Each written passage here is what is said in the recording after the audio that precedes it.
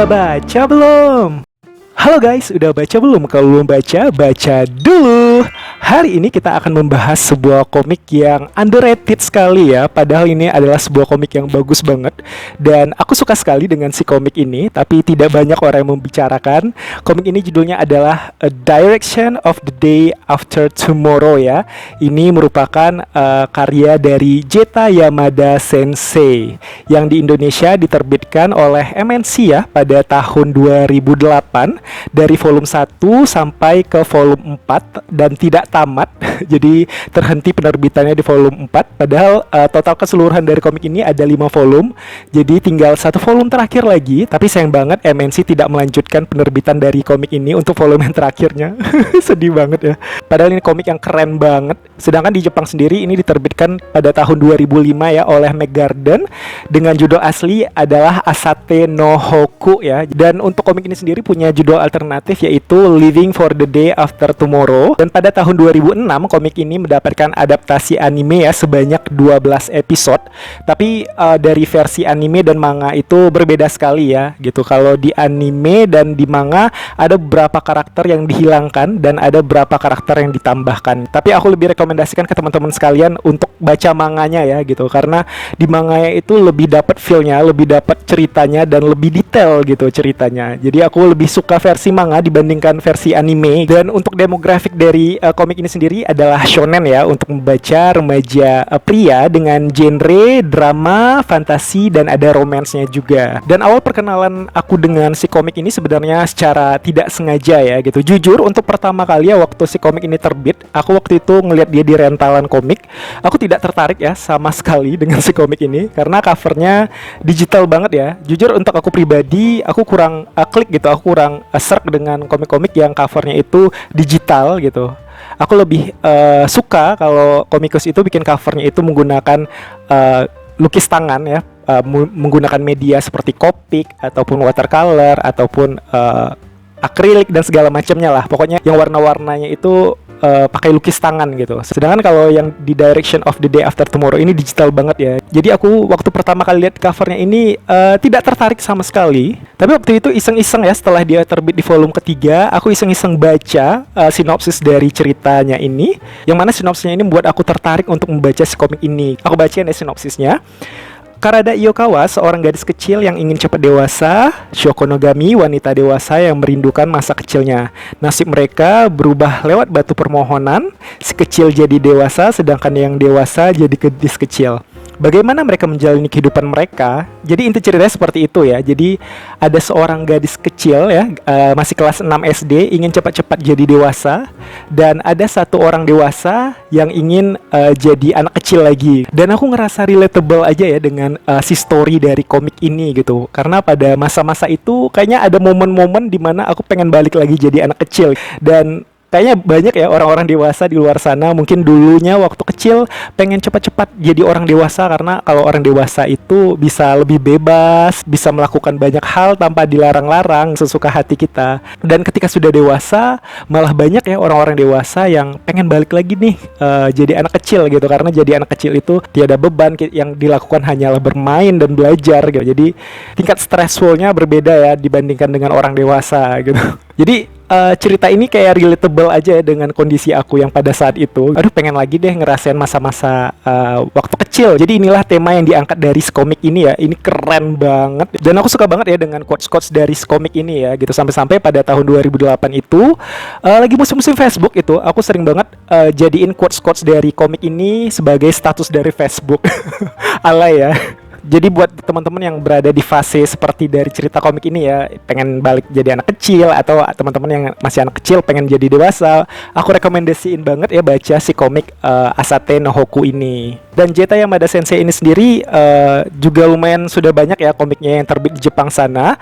Dan ini merupakan komik pertama dia yang terbit di Indonesia. Dan tahun kemarin deh kalau nggak salah, salah satu komik terbaru dari Jeta Yamada terbit di Indonesia yang judulnya Osama Gang ya, atau King's Game, yang merupakan adaptasi keempat dari light novel Osama Game ya gitu, yaitu King's Game Origin. Yang mana King's Game itu lumayan terkenal juga dulu ya, kalau nggak salah ada animenya deh. Tapi yang ada anime itu King's Game yang komik dia yang pertama ya. Tapi di King's Game Origin itu art style dari J. Yamada Sensei ini sendiri mengalami peningkatan dan semakin keren. Dan J. Yamada Sensei ini dulunya juga pernah bikin komik ya, dari salah satu komik horor favorit aku, yaitu Higurashi no Naku Koroni Jansuba Megashi Hen ya. Itu merupakan alternative story dari Higurashi no Naku Koroni. Wah, itu keren banget. Aku berharap juga itu bisa terbit di Indonesia. Dan sekeren apa sih cerita dari Asate no Hoku ini? Penasaran? Yuk kita lihat.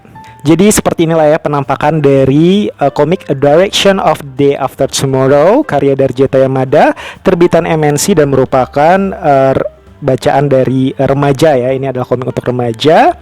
Pada saat itu harganya adalah 12.000 ya. Pada tahun, kita lihat, ini pada tahun 2007 ya. Hak ciptanya 2007 tapi diterbitkan pada tahun 2008. Jadi pada tahun 2008 itu komik ini harganya 12.000. Judul aslinya sebenarnya adalah Asate no Hoku. Itu terbitan dari Make Garden dan diterbitkan di Jepang pada tahun 2005. Jadi cerita tentang apa sih? Jadi seperti yang aku ceritain tadi, komik A Direction of the Day After Tomorrow ini bercerita tentang kisah seorang anak gadis kecil ya, yang masih kelas 6 SD. Jadi ada seorang anak gadis kecil bernama Karada Iyokawa ya. Jadi ini adalah Karada ya, si Karada. Yang mana si Karada ini karena satu dan lain hal dia ingin cepat-cepat menjadi seorang yang dewasa gitu. Dan sampai one day si Karada ini bertemu dengan seorang wanita dewasa bernama Shoko Nogami ya. Ini adalah Shoko Nogami. Nah, kebalikan dari Karada ya, si Shoko Nogami ini adalah seorang wanita dewasa yang merindukan masa kecilnya. Jadi dia ingin menjadi anak kecil kembali ya gitu. Jadi si Karada anak SD yang ingin jadi dewasa, sedangkan si Shoko ini adalah wanita dewasa yang ingin kembali jadi anak kecil gitu. Jadi suatu hari mereka tidak sengaja bertemu ya di sebuah kuil di kota mereka. Dan di kuil tersebut terdapat yang namanya batu permohonan, yang konon katanya nih, kata warga kota, batu tersebut dapat mengabulkan permohonan dari orang-orang gitu katanya. Nah, kebetulan pada saat itu si Karada dan Shoko Nogami ini berpapasan dan mereka iseng-iseng aja sih memohon kepada batu permohonan agar keinginan mereka dapat terkabul. Dan ternyata ya keinginan mereka berdua ini besoknya terkabul gitu. Jadi tiba-tiba saja si Karada yang tadinya ini adalah anak kecil ya, anak kelas 6 SD, menjadi sosok seorang wanita dewasa. Sedangkan si Shoko Nogami ini yang tadinya wanita dewasa tiba-tiba saja berubah menjadi sosok anak kecil gitu. Dan mereka sama-sama bingung dan awal-awalnya mereka terlihat panik. Nah, dari sinilah nantinya cerita A Direction of the Day After Tomorrow ini bermula ya. Dan untuk karakternya masing-masing sendiri, ini adalah Karada Iyokawa ya, tokoh utama dari si komik ini. Karada Iyokawa ini adalah seorang gadis kecil kelas 6 SD ya. Dia merupakan sosok yang sangat ceria dan orang tuanya itu sudah meninggal ya sejak dia kecil. Oleh karena itu, akhirnya dia diasuh oleh abangnya. Jadi dia punya abang bernama Hiro Iyokawa dan berumur sekitaran 25-an ya. Dan pada saat itu bekerja di luar negeri. Dan mereka hanya tinggal berdua. Akhirnya si Karada ini menjadi sosok anak yang tough banget ya, dan mandiri sekali. Dia belajar bagaimana cara memasak dan mengurus rumah tangga ya, agar tidak menyusahkan si abangnya yang bekerja. Nah, untuk karakter berikutnya ini adalah Shoko Nogami ya. Jadi sebenarnya dia adalah seorang wanita dewasa berumur 24 tahun dan merupakan seorang yang sangat jenius, sehingga dia bisa menjadi seorang kepala ya di sebuah badan riset pada saat usia muda. Dia punya sifat yang tenang tapi punya banyak pikiran. Jadi walaupun dia jenius semasa kecil, si Shoko ini memiliki keinsecurean ya yang sangat tinggi. Dia sangat insecure terhadap wajahnya, terhadap rambutnya, terhadap penampilannya. Sehingga karena ketidakpuasannya akan masa kecilnya dulu ya, ditambah lagi dengan berbagai macam problem dari orang dewasa ya, membuat si Shoko ini ingin kembali lagi menjadi anak-anak ya, kembali ke masa kecilnya dulu. Lalu karakter berikutnya adalah Hiro Iyokawa ya. Hiro ini adalah abang dari Karada ya, Karada yang anak SD tadi. Dia sudah bekerja dan usianya pada saat momen ini adalah 25 tahun ya. Dan Hiro ini sekantor ya dengan si Shoko Nogami tadi, dengan si Shoko yang merupakan kepala di badan riset itu ya. Dan si Hiro ini mempunyai hubungan masa lalu yang complicated ya dengan si Shoko ini. Jadi dia punya something lah ya terhadap si Shoko ini di masa lalu. Dan Hiro ini merupakan sosok yang santai, dia juga perhatian dan sangat-sangat sayang sekali ya dengan si Karada adiknya tersebut. Hingga apapun yang Karada minta akan dilakukannya agar membuat si Karada senang. Jadi dia adalah sosok abang yang sayang banget terhadap si adiknya itu. Selain itu dia juga sangat-sangat protektif ya terhadap si adiknya tadi. Lalu yang karakter berikutnya ini adalah Tetsu Amano ya. Tetsu Amano ini adalah bocah laki-laki ya, teman sekelas dari si Karada. Dan sudah berteman ya dengan si Karada itu sejak mereka kecil. Jadi sejak si Karada pindah ke kota itu waktu dia kelas 2 SD, dia sudah berteman dengan si Tetsu ini. Dan Tetsu Amano ini merupakan pewaris tahta ya dari keluarga Amano.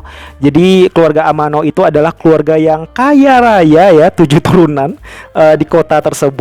Dan walaupun si Tetsu Amano ini anak orang kaya ya, pewaris tahta, dia tetap down to earth, dia tetap bermain dengan anak-anak sekitar dan tidak merasa sombong. Dan si Tetsu ini sering dikira anak SMA ya oleh orang-orang sekitarnya gitu, karena tinggi badannya sangat-sangat tinggi ya, jadi seperti orang dewasa. Dan Tetsu ini merupakan sosok yang perhatian, pemberani, dan diam-diam sejak kecil si Tetsu ini sudah jatuh cinta ya dengan si Karada gitu.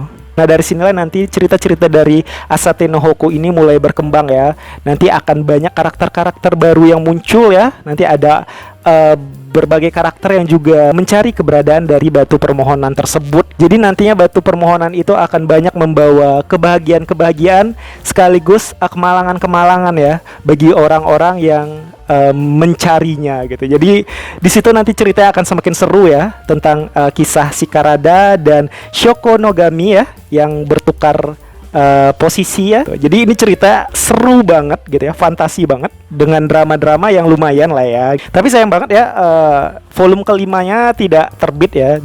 Jadi aku tidak tahu apa yang terjadi, padahal tinggal satu volume terakhir lagi. Tapi sayang banget MNC tidak menerbitkan volume kelimanya.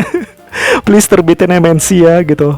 Karena ini ceritanya bagus banget, aku suka banget. Seperti yang aku bilang tadi ya, quotes-quotesnya itu ngena banget ya. Dan quotes-quotesnya itu ngingetin aku sama komik-komik dari Fruit Basket ya. Selain itu untuk alur ceritanya juga tidak terburu-buru ya gitu. Dari satu panel ke panel lain kayak ada jeda gitu. Jadi ceritanya itu nggak buru-buru banget. Jadi kerasa banget ya feeling dari masing-masing karakter yang ada di cerita Asate no Hoku ini. Jadi ada momen-momen seperti terdiam, termenung, dan ekspresi-ekspresi penuh misteri ya. Jadi secara story dan secara paneling aku suka banget ya dengan direction of the Day After Tomorrow ini. Dan komik ini rada tipis ya, aku nggak tahu kenapa gitu. Mungkin memang format Jepangnya memang setipis ini atau seperti apa.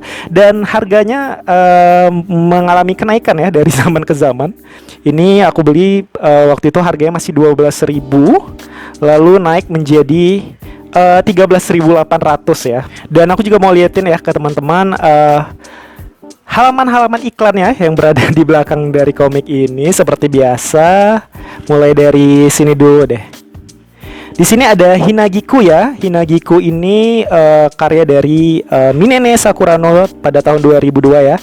Lagi-lagi ini dari Mac Garden, sama seperti dari A Direction of the Day After Tomorrow ini ya, dari Mac Garden. Aku dulu suka dengan Hinagiku ini, tapi aku lupa karena udah lama banget baca ini dulu di rentalan. Terus ini masih dari pengarang yang sama ya. Ini adalah komik paling terkenal dari Minene Sakurano Sensei tersebut. Ini adalah Demon Guardian Shugo Getten ya. Ini kalau nggak salah ada 10 komik, lalu ada sequelnya yang Retro Veles, aku lupa. Aku punya itu, nanti kapan-kapan kita bahas. Ini ada anime juga dulu di tahun 2000-an. Aku suka dengan ini, The Moon Guardian Shugo Goten dari Mac Garden lagi. Lalu ada Change ya, ini karya dari Hiro Matsuba deh kalau nggak salah ya. Iya ini kan. Oh, di sini ada The Mythical Detective Loki ya. Ini pada tahun 2003 karya Kinoshita Sensei. Ini ada animenya juga dulu. Kalau nggak salah juga ada yang The Mythical Detective Loki yang Ragnarok ya. Aku suka juga dengan ini. Terus ada Peacemaker Kurogane ya. Nah kalau Peacemaker Kurogane ini kalau nggak salah penerbitannya stop ya di Indonesia. Aku lupa yang Peacemaker Kurogane atau yang Peacemaker satu lagi. Ya aku rasa cuma segitu saja ya review kali ini. Ini adalah komik yang bagus ya. Semoga teman-teman juga bisa suka ya. Dan aku berharap banget volume kelima itu bisa terbit, please nomor 5. Jadi terima kasih ya udah ditonton. Thanks for watching. Udah baca belum? Kalau belum baca, baca dulu.